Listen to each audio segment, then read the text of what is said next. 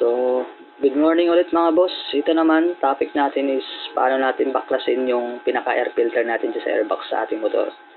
So, ito lang, para sa akin ito yung pagkakasunod-sunod pagtanggal niyan. So, nabuksan ko muna yung pinaka-compartment ng ating upuan. So, kasi dyan may tatanggalin tayong mga tornilyo, tsaka bali 4 na tornilyo na Philip, tapos 3 tornilyo naman na 10mm yung size. So, ayan.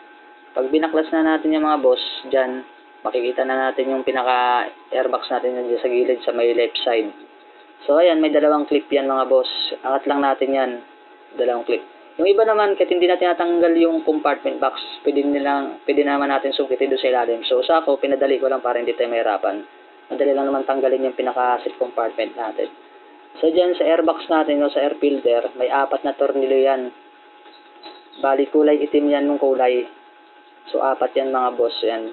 Babaklasin muna natin mga boss yung tornilyo dyan para matanggal natin yung pinaka-cover ng air filter.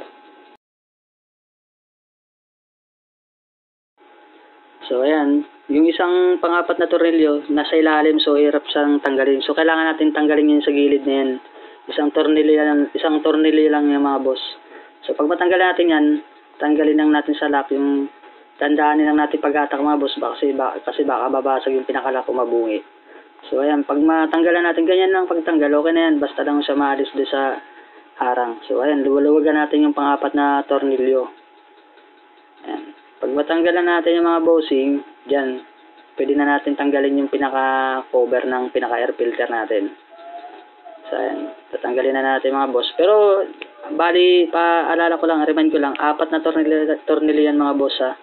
Kulay itim lahat yun yung sa airbox. Tapos yung sa gilid naman, dyan is kulay silver. Yun lang ang tanggalin natin dyan. So, ayan, tatanggalin na natin yung pinaka-cover. So, ayan, nagtataka kayo mga bossing, mukhang bago pa yung yung air filter ko. So, bago pa talaga yan. Siguro 3 weeks na yun na nakakabit sa motor ko. Pero, titingnan ko rin observation ko kasi may ibang nagsabi na yung replacement is not advisable daw kasi hindi daw nakakahigop. Kasi meron na daw, ilang months na daw nagamit nila is ganun pa rin yung kulay. Parang hindi nakakasala ng dumi. So, ayan yung stock ko. May nagkaiba. So, bago ako nagpalit yung stock ko is 13KO doon na yung mga boss. Kaya ganun yung kulay talaga. Ito naman, nakikita natin sa pinaka-airbox natin, air filter is may langis. Yung langis na yun is galing po yan sa makina natin. So, kailangan natin punasan yan.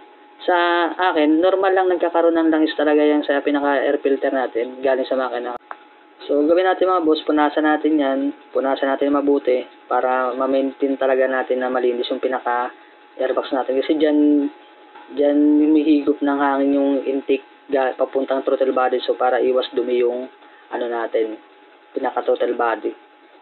Tsaka, yan, pag malinis yan, mas maganda yung takbo ng motor natin, hindi hirap patakbuhin yung mahagok. So, yan, punasan din natin yung pinaka-cover mga boss. So, yun lang mga boss, observe lang natin kung maganda tong nabili kong air filter galing sa Shopee. Salamat mga boss, thank you.